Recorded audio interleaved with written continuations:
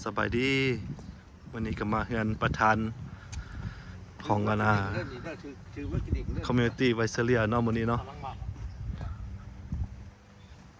นี่ก็เพิ่นมีการขึ้นเฮือนใหม่เฮาก็สิพากันมาเที่ยวเฮือนเพิ่นมื้อนี้มี2รายการมื้อนี้มาพี่ก่อนเนาะมื้อนี้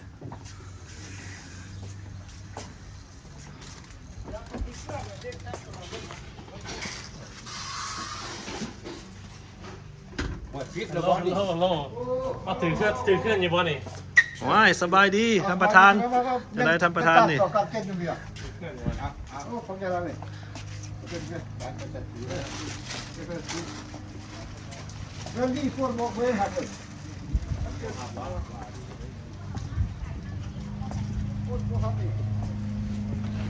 นี่ก็เป็นหลังบ้านเพื่อนเนาะนี่เนาะ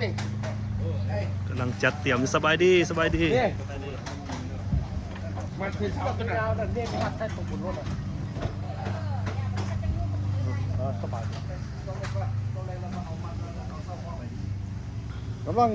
กำลังเซตอัพอยู่เนาะตอนนี้เนาะ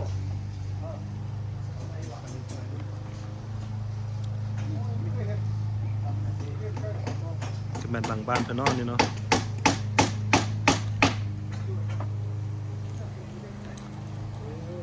เจ้าเห็ดว่าใครเจ้าเห็ดจะหน่อยเจ้าสุกี้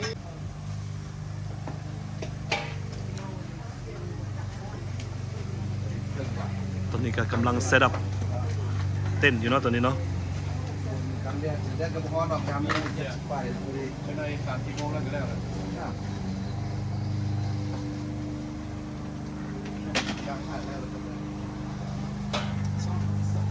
น้ำฮอนเนี่ยโอ้ยมึงเลยทางที่ก็มีทอดไก่ทางที่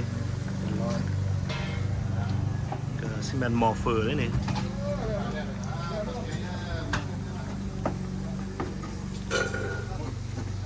สงสัยเห็ดยำติ่นไก่ได้ดิเนาะไก่ซอยไก่ซอยไก่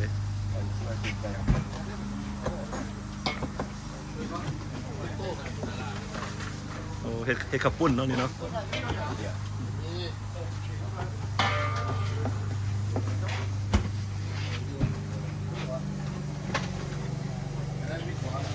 กูเห็นในกลาเมื่อกี้สมมติเรามันนี่จองคือมันจะมันแหกมากเนี่ยมันก็ว่ามีเครื่องจองเสร็จละพอท่านสูงขึ้นเลยกลมโอ้ตั้งยาวเลยก็ได้นะสวัสดีแก้วสบายดีฮะในตัวกูปัดไปเล่นตัวหนักได้จริงเลยโอ้ยแก่แล้วยัง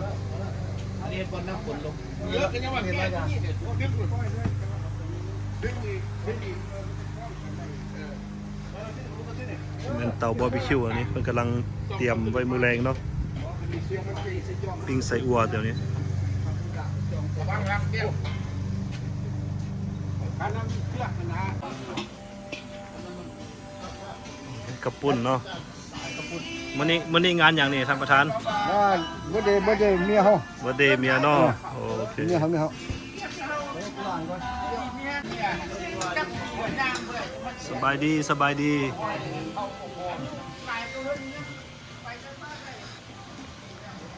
The chef over here on this side huh we got 2 chef making a ข้าวปุ้นนั่นนี่เนาะอันนี้หน้าข้าวปุ้นอันนี้อันนั้นเห็ดชาวเม้งบ่หั่น spicy noodle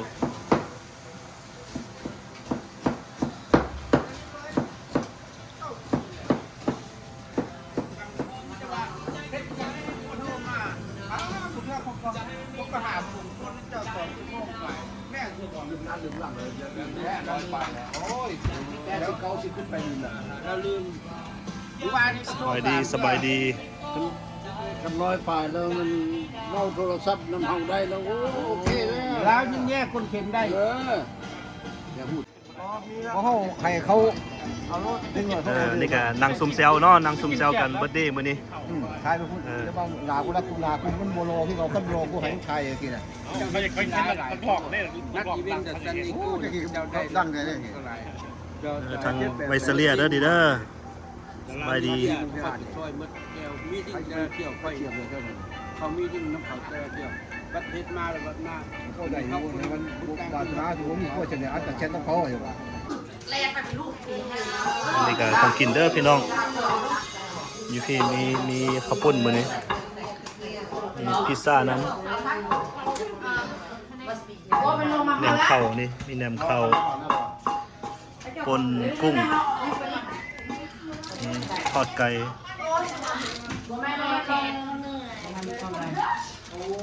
ชาวเมงน้ำเด้อพี่น้อง น้องน้องเพื่อนแรมพี่ทำแต่ ธรรมชาติ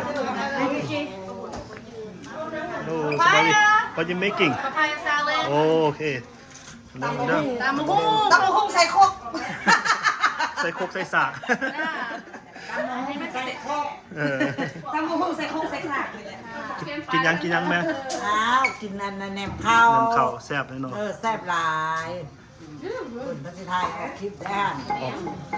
ตาย นี่ไวซาเลียเอ ไป อ เรียเด้อ อันนี้ก็ไวซาเลียโพลิวิโอเด้นี่ จะไม่ได้ใส่เด้อไม่กล่องนั่นดิถ้าป่องมันนี่ไงแย่แล้วมาลอกหนึ่งเลยตลอดนี่นะอยู่โปรตุเกสวันละ ตำแซ่บๆเด้อเพิ่นว่า โอ้แซ่บๆนัวๆยั่วๆกินนี่แหละยั่ว ห้องไปนำตำไปนำเพิ่นว่า จะได้โพสเท่าร้องเพลงเฮ็ดคลิปเขาจะโพสเท่าไปเข้าไปได้ทำอย่างนี้พอคุยเข้าไปนั่นไปสบายโอ้เท่าอันนี้กินเวทเลยอาจจะหิดเดรนกันตากล้องนี่บ่กินบ่ตากล้องนี่นะ เอามาโลดเพิ่นว่า โอ้ยจอดไม่ใส่จอดในนี้มาตากล้องก็ยิ้วข้อแหบแม่โฆษณาภาค บอเทนเดอร์อันนี้บอเทนเดอร์ไวซาเลียบอเทนเดอร์นี่ มีคนเดียวในโลกเลยเด้อ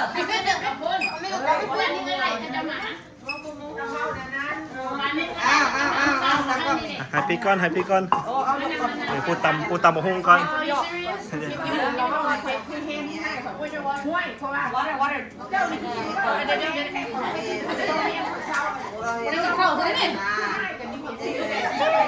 เชียร์ เอาตากล้องมาดิ เชียร์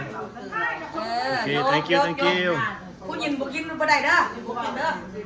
ยินซื่อๆไว้ห่างเลย ต้องเอาน้ำกัน ตกท้อง That's against the rules. Yep you can break the rule cheers ตากล้อง cheers เชียร์แล้ว โอ้เชียร์แล้ววะเฮียมึงยังให้กูเลย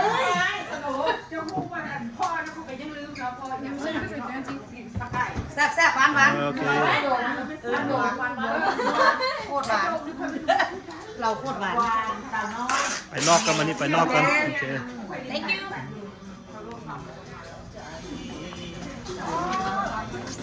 ไข่แก้วจังได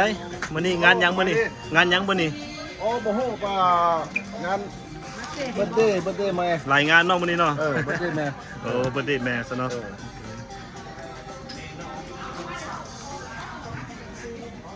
สบายดีเด้อมาแต่ใส่นี่ ดีตันดี โอ้ฮันนิงเทนวิชเนาะฮันนิงเทนมีแต่เคยไปทะเลแต่บ่เคยไปเดี๋ยวเป็นยังไง เจ็ตสกี อากาศดีเนาะฮันนิงเทนเนาะ หนาวเลย เขาแนะนำตัวให้พี่น้องฮันนิงเทนได้ฮู้จักจังหน่อยในซ่องของแอดเวนเจอร์นี่แนะนำตัวหน่อยหนึงเนาะ เป็นร้านเพิ่น เป็นร้าน วันเกิดเพิ่น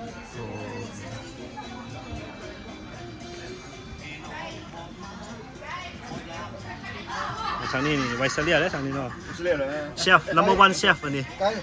เจ๊แค่ไอ้พริกจะบอกว่าพี่เหลือ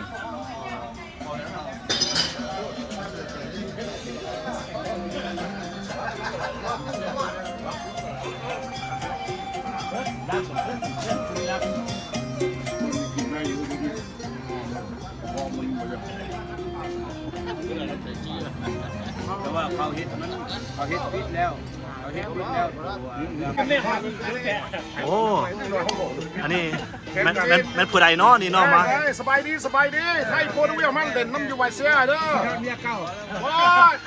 คืออันเนี้ยพูดดีแล้ว มื้อนี้ได้ลงแล้วเด้อมื้อนี้ระวังเด้อ คอยฮักเจ้าหลายๆแล้วก็มีมาชิม มีหยังอยาก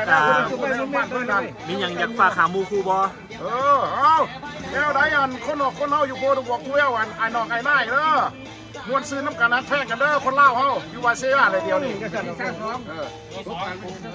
ที่22เด้ วันที่อย่างวันที่22เนาะบุญวัดเด้อมาเด้อบุญไรมาใส่เบียร์ฟรีรถมันมีเงินเหลือใจซอยกันเด้อบ ริจาคเข้าวัดซอยวัดอันนี้ก็พี่น้องทางไวเซเลียเด้อพี่น้อง อาลีที่3น่ะเขาต้องได้เงินคืน ทางพี่น้องไวเซเลียพี่น้อง คันดักที่ดีต้นไม้ใหญ่เลยนี่เอาซื้อต้นเล็กใหญ่ๆนี่ก็พอเนี่ยเขาต้องซื้อเล็กกัน เขาจะไปดองอยู่ที่4โมง ที่ใช้อยู่วัดเชื่ออะไรก่อน กินน้ำบ่เดียวกินน้ำโ